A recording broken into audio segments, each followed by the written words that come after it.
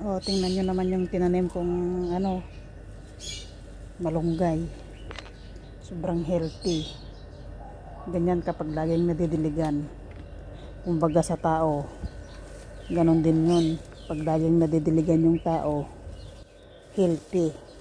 Kaya sa mga tigang dyan, aw, bahala kayo dyan. Diba ang healthy niya? Yan. Takpan kasi ng mga ano. O diba? Sobrang healthy. Tapos ito lang yung ano niya, oh. Oh. Ang healthy. Kasi tag-ulan ngayon eh. Kaya, nagdidiligan siya. Ayan. Tapos ito naman yung isang malunggay ko. Tapos ito yung 3 puno ko ng ano, sampalok. Thailand. Bangkok pala. Yun, Bangkok. Sobrang tamis nito guys. Ayan. Ay sampalok. Ayan, nag-umpisa na yan.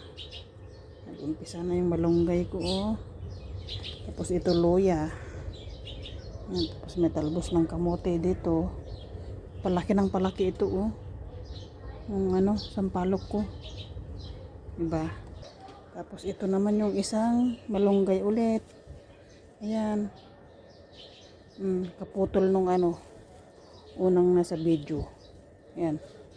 Ito. Tapos syempre, meron akong ano, ang tawag dito? Pandan. Tapos may ilang ano, tanglad.